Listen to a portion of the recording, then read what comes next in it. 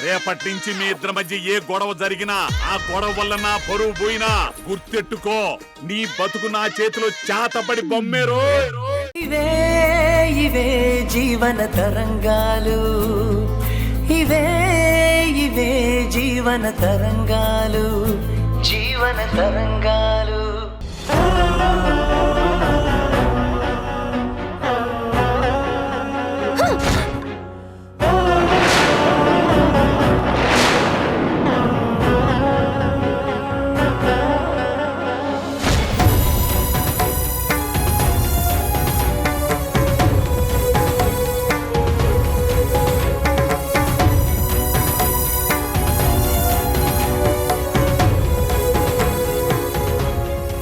దీపా, బాధపడకమ్మా, మనసు రాయి చేసుకో. రుణానుబంధం ఉంటేనే పిల్లలు పుడతారు. పోయిన బిడ్డకు ఆ బంధం రాసిపెట్టలేదు, వెళ్ళిపోయాడు. బాధపడకమ్మా, నీ ఆరోగ్యం పాడవుతుంది. ఇదిగో ఈ మాత్రలు వేసుకో. మాత్రలు కాదత్తయ్య ఇవ్వాల్సింది, మీ చేత్తో ఇంత విషయం ఇవ్వండి.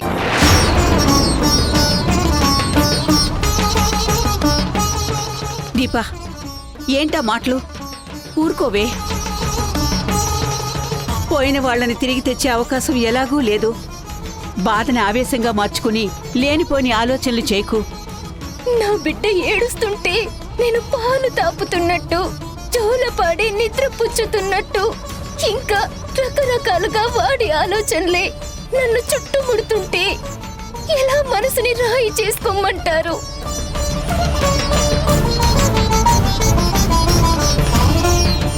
ఆ బాధ భరించడం కన్నా చావడం మంచిది కదా, మీరే చెప్పండి.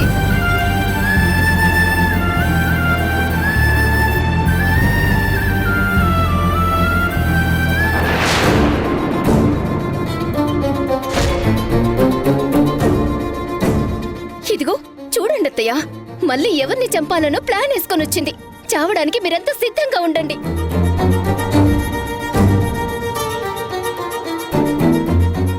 చంపుతుంది. ఎందుకు చంపదు? అందులో అనుమానమే లేదు. ఎందుకంటే దాని కడుపును కూడా ఒక కాయ కాస్తేగా దానికి ఆ నొప్పి తెలిసేది.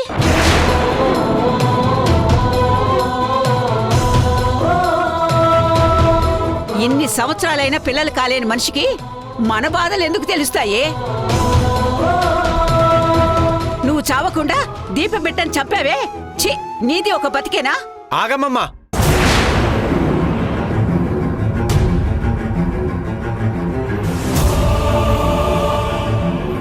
చాలమ్మమ్మా, పిన్ని గారిని ఏమనకు. జరిగిన దాంట్లో ఆవిడ తప్పేం లేదు.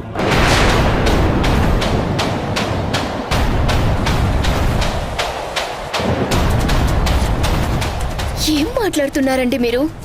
మన బిడ్డను చంపిన మనిషిని ముందు పెట్టుకొని తప్పు లేదంటారేంటి? మీకేమైనా పిచ్చి పట్టిందా? బిడ్డ దూరమైందన్న ఆవేశంలో నేను కూడా ఆవిడని అపార్థం చేసుకుని నానా మాట్లాడినాను. కానీ ఆవిడ చెప్పింది నిజం.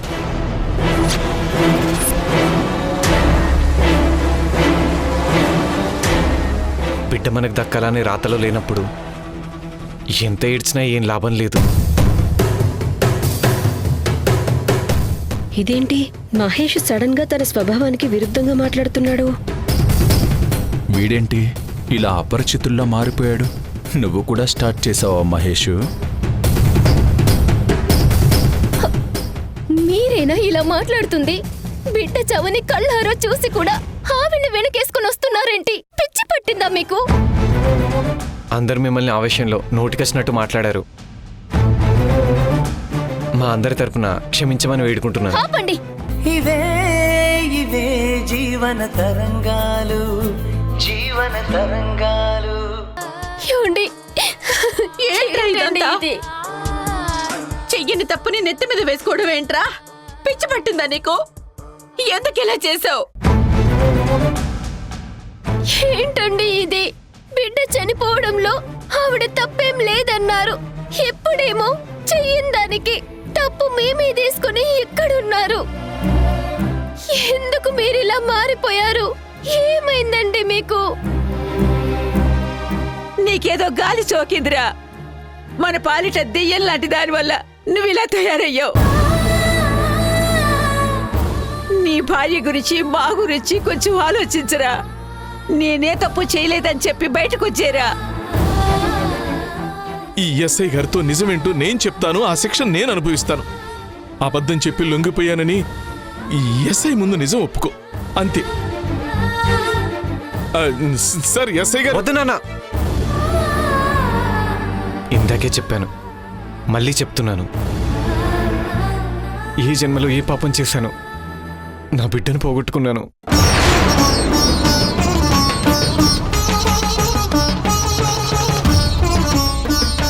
పైసా సంపాదన లేక అష్ట కష్టాలు అవమానాలు పడుతున్నాను. ఇప్పుడు నా కళ్ళు తెరుచుకున్నాయి.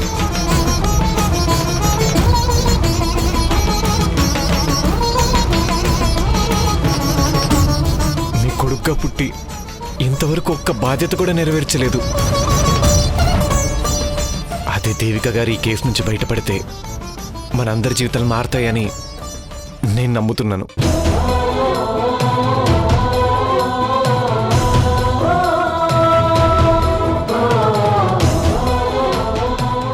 మీరెళ్ళండి. దయచేసి నా ఉద్దేశాన్ని అర్థం చేసుకుని గొడవ చేయకుండా ఇక్కడి నుంచి వెళ్ళిపోండి.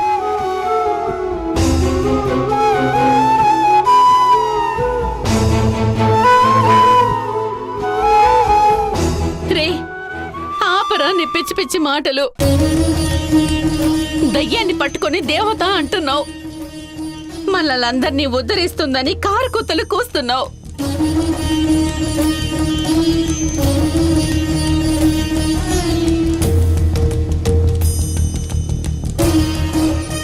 నీ మతి పోగొట్టుకున్నదే కాకుండా మమ్మల్ని కూడా పిచ్చోళ్ళని చేయాలని చూస్తావా?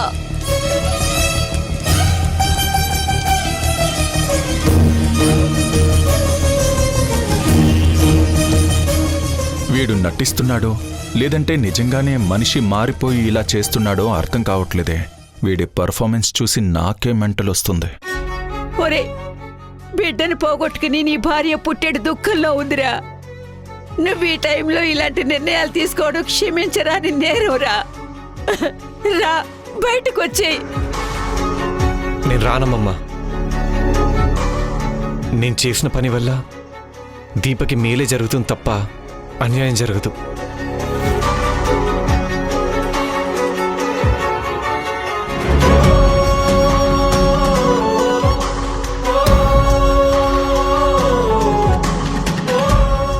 సార్ ఎస్ఐ గారు, ప్రమాణం పూర్తిగా చెప్తున్నాను.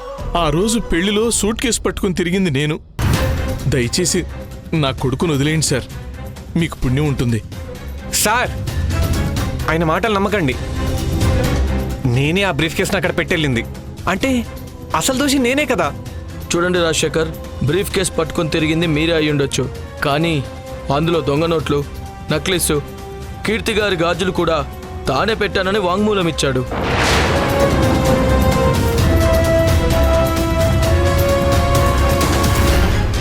సో విచారణ జరిగేటప్పుడు మాత్రం మీరు హాజరైతే సరిపోతుంది.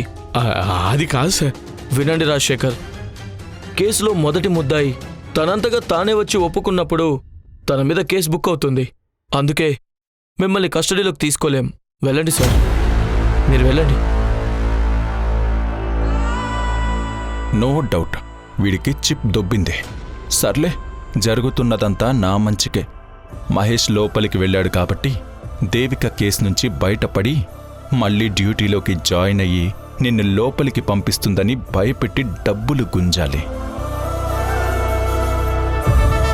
ఇవే ఇవే జీవన తరంగాలు, జీవన తరంగాలు.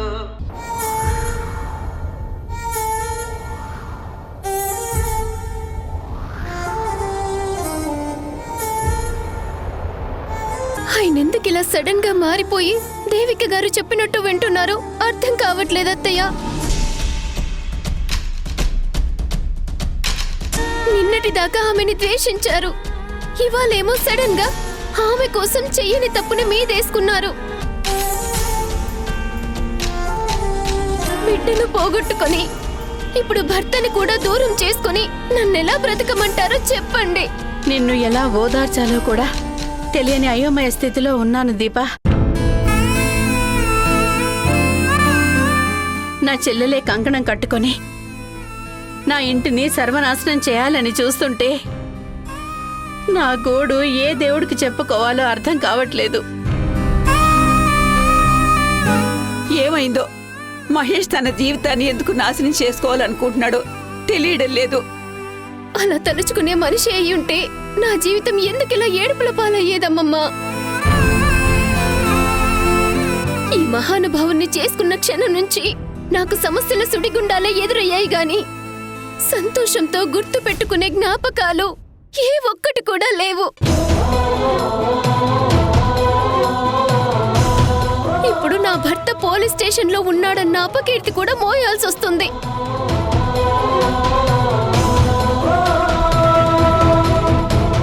ఇంతకన్నా ఘోరం మరొకటి ఉంటుందా? ఏడవకు దీపా. కళ్యాణ్ లాయర్తో మాట్లాడి బెయిల్ ఏర్పాటు చేస్తానని చెప్పారు కదా.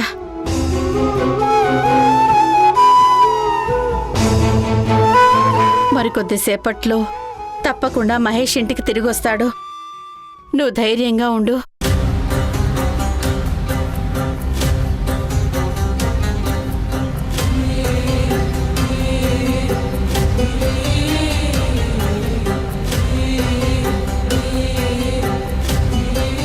కళ్యాణ్, మహేష్కి బెయిల్ వచ్చిందా?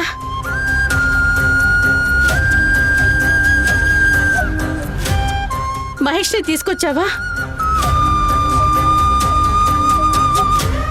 అసలు మహేష్ ఎక్కడా? మధ్యలో ఎక్కడైనా ఆగాడా? చెప్పండి, మా ఆయన బయటకొచ్చాడా లేదా? సారీ దీపా, ఎంత ట్రై చేసినా ఏ ఒక్క లాయర్ కూడా బెయిల్ ఇవ్వడానికి ముందుకు రాలేదు.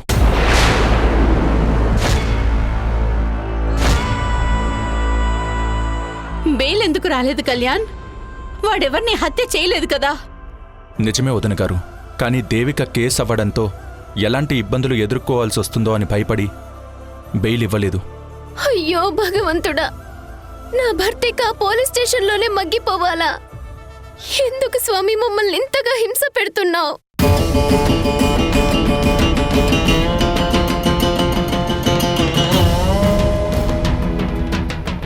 దీపా దీపా దీపా ఆగమ్మా దీపా.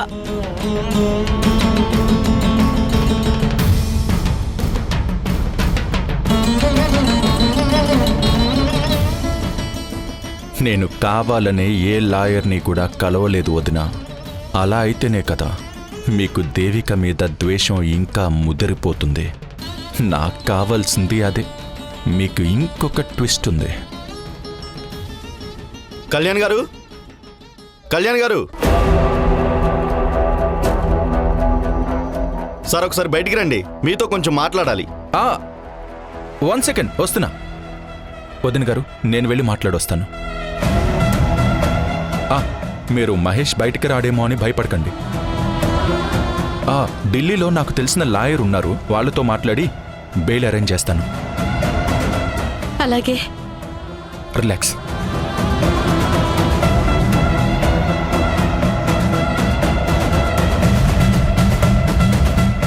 ఎవరు మీరు?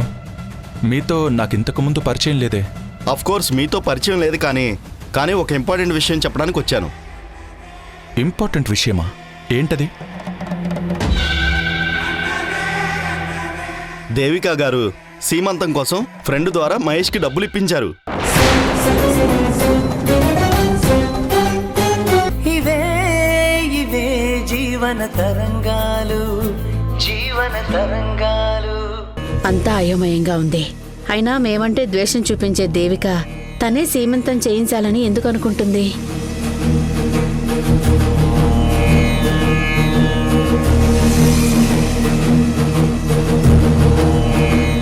తొందరగా టిఫిన్ రెడీ చేద్దారని, ఈరోజు ఆఫీసులో ఇంపార్టెంట్ పనుంది. నువ్వు చెప్పింది చేయడానికి పని మనుషులెవరూ లేరిక్కడ. కావాలంటే చేసుకో, లేదంటే మానే.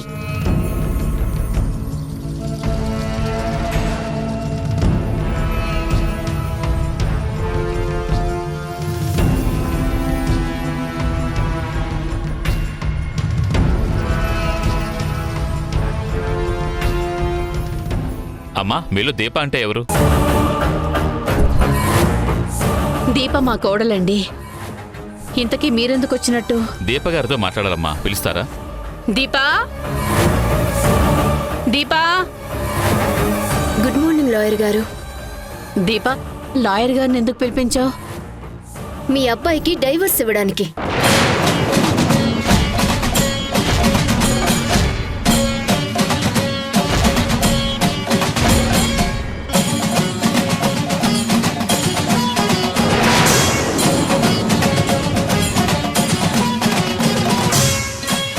డైవర్స్ ఇవ్వడం ఏంటి దీపా? అసలు అలాంటి ఆలోచన ఎందుకు వచ్చింది?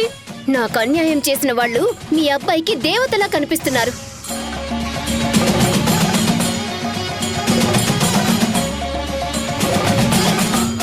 నాకు గర్భశోకం మిగిలించిన వాళ్ళు కాళ్ళు పట్టుకుంటే నేను భరించలేనత్తయ్యా. అందుకే విడిపోదామని నిర్ణయానికి వచ్చేశాను.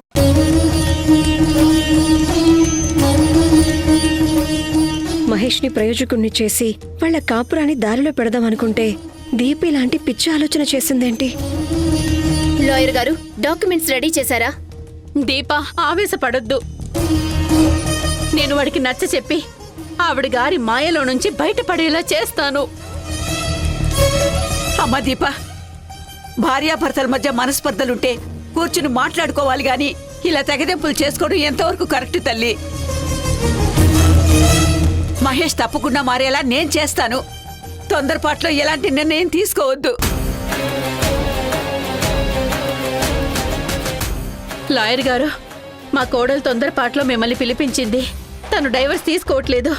దయచేసి మీరు వెళ్ళిపోండి. వెళ్ళకండి లాయర్ గారు. పేపర్స్ రెడీ చేయండి, నేను సంతకం పెడతాను. వద్దు దీపా. లాయర్ గారు, ప్లీజ్ మీరు వెళ్ళిపోండి. నా కొడుకు కాపురం విడగొట్టాలని చూడొద్దు. దయచేసి వెళ్ళిపోండి లాయర్ గారు. సరేనమ్మా. కష్టం నష్టం జరుగుతున్నవి నాకు. కట్టుకున్నవాడు తనకిష్టానికి ప్రవర్తిస్తే భరించాల్సిన కర్మ నాకు లేదు.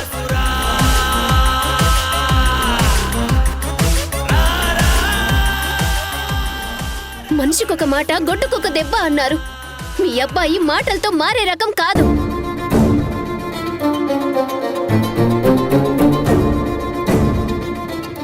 నేను డైవర్స్ ఇచ్చి వెళ్ళిపోయాక మీ కొడుకును కూర్చోబెట్టి నీతి మంత్రాలు బోధించండి. అయ్యో దీపా, దయచేసి నేను చెప్పేది నేను విననత్తయ్యా. దీపా, నువ్వు రా లోపలికి.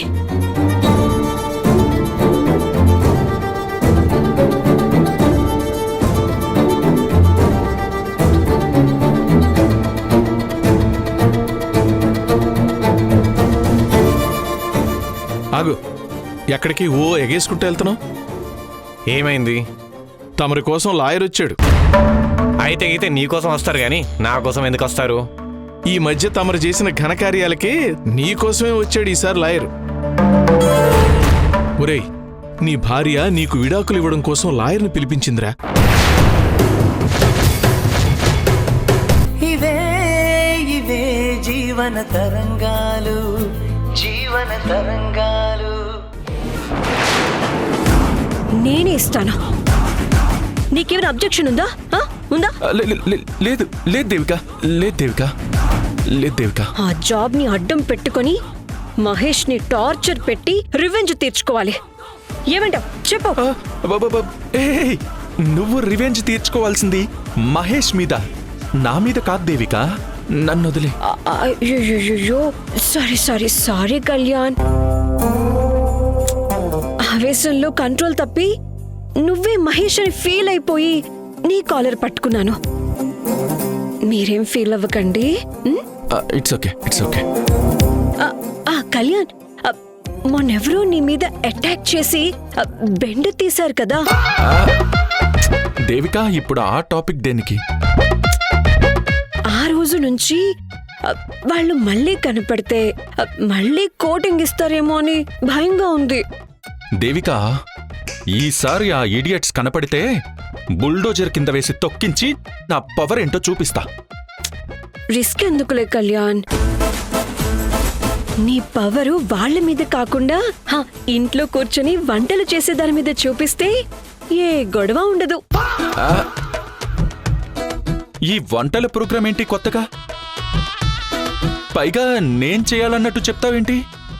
బయటికి వెళ్ళి తన్నులు తినటం కన్నా ఇంట్లో ఉండి పెళ్ళానికి వంటలు చేసి పెడితే బెటర్ కదా.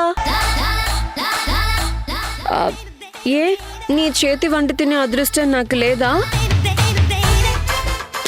చెప్పు కళ్యాణ్. లేదా అంటే ఇది ఫిట్టింగ్తో నాతో ఈటీవీలో వచ్చే అభిరుచి ప్రోగ్రాం పెట్టించాలని ప్లాన్ చేసింది. ఉంది అంటే వంట మనిషిని చేస్తుంది, లేదు అంటే ఏం చేస్తుందో పిచ్చిది. మౌనం అర్ధాంగీకారం అంటారు. ఆ లెక్క నువ్వు సైలెంట్ గా ఉన్నావంటే వంటకి ఓకే చెప్పినట్టే. దేవిక, నాకు రాదు. నువ్వు కాఫీ ఎక్సలెంట్ గా పెడతావంటే ఇక వంట నువ్వు ఏ రేంజ్ లో ఇరగదీస్తావో నాకు తెలుసు కదా కళ్యాణ్.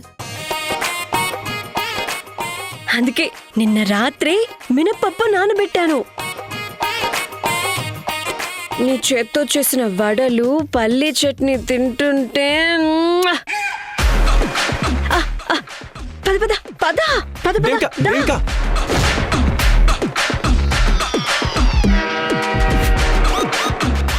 నాతో ప్రయోగాలు చేయించొద్దు దేవిక. ప్రయోగాలు చేస్తేనే నీలో కూడా నలభీములు ఉన్నారని తెలుస్తుంది. లేడీస్ చేసే పని నన్ను చేయమంటావేంటి దేవిక? నా వల్ల కాదు, ప్లీజ్ వదిలే. నువ్వు చాలా షార్ప్ కళ్యాణ్. ఇలా చూస్తే అలా పట్టేస్తావు. నీకేది రాకెట్ సైన్స్ కాదు. నువ్వు కూర్చో చెప్తాను.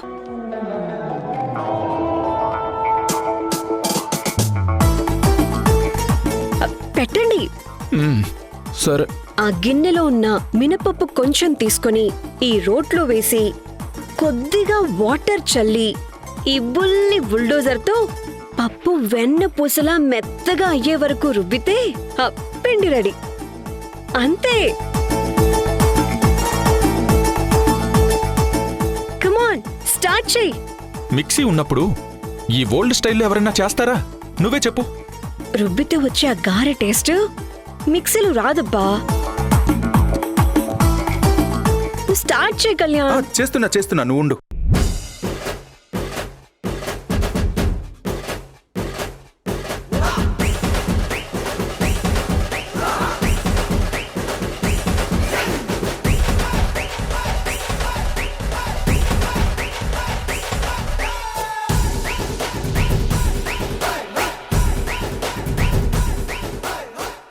ఇంట్లో వాళ్ళని మడత పెడుతున్నావు అనుకుంటే ఫుట్బాల్ ఆడుతున్నావు కదే రాక్షసి.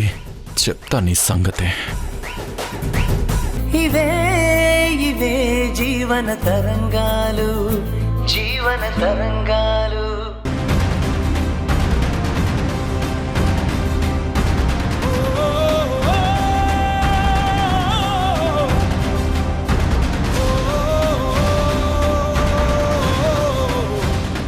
అత్తయ్య, ఎక్కడికి దీపా? బ్యాగ్తో రెడీ అయ్యావు? ఇక నుంచి నేను మీ అబ్బాయితో కలిసి ఉండను. మీ గదిలోనే ఉంటాను. అది కరెక్ట్ కాదమ్మా. దీపా, నీకేమైనా పిచ్చి పట్టిందా?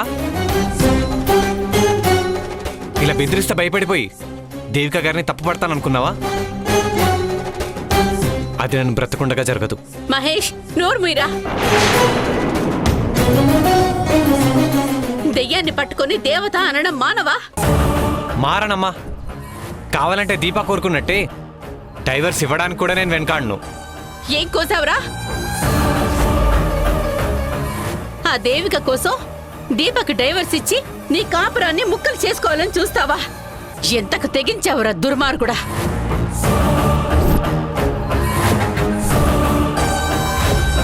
మహేష్ ఇంత ముండిగా మారిపోతాడని అస్సలు అనుకోలేదు. ఏం జరుగుతుందో ఏంటో.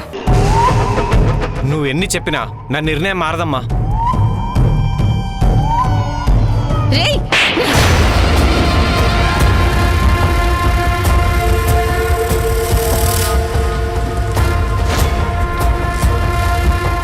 దీప బిడ్డను పోగొట్టుకుని చావు బతుకుల్లోంచి బయటపడిందన్న జాలి కూడా లేకుండా అలా ఎలా అనగలుగుతున్నావురా?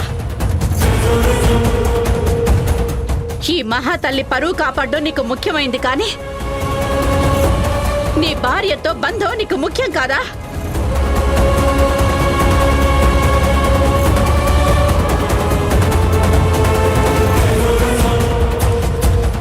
డైవర్స్ ఇస్తానన్న మాట అన్నావంటే చంపేస్తాను.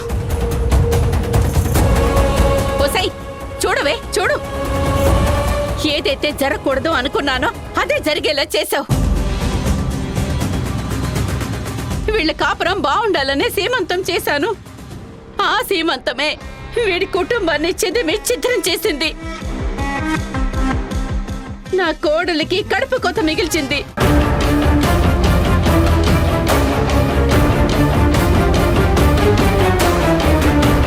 ఇప్పుడు అది సరిపోదు అన్నట్టు నీ వల్ల వీళ్ళు డైవర్స్ తీసుకునే దాకా వచ్చారు. ఇప్పుడైనా నీ కడుపు పంట చల్లారిందా? చాలా ఆపు ధరణి. ప్రతిదానికి నా మీద పడి ఏడవటం నీకు బాగా అలవాటైపోయింది.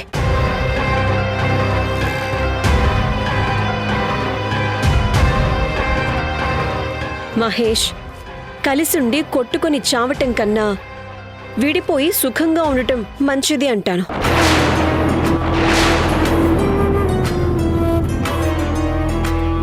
కాబట్టి నా మాట మీద నీకు ఏమాత్రం గౌరవం ఉన్నా నేను చెప్పింది చేస్తావా? ఇలాంటి టైం కోసమే నేను వెయిట్ చేస్తున్నాను దేవిక. నా ప్లాన్ పర్ఫెక్ట్గా వర్కౌట్ అవుతుంది.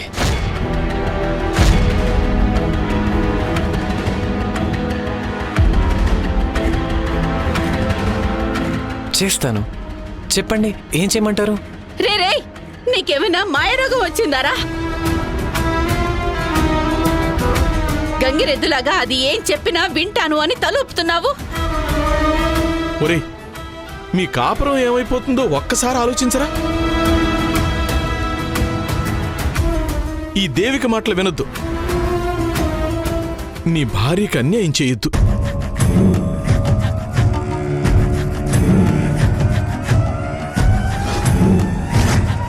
నా భర్త వేసిన స్కెచ్ పర్ఫెక్ట్ గా వర్కౌట్ కాబోతుంది. జాగ్రత్తగా చూసుకోవాలి. మహేష్, ఇవి డైవర్స్ పేపర్స్ లాయర్ ద్వారా రెడీ చేయించాను.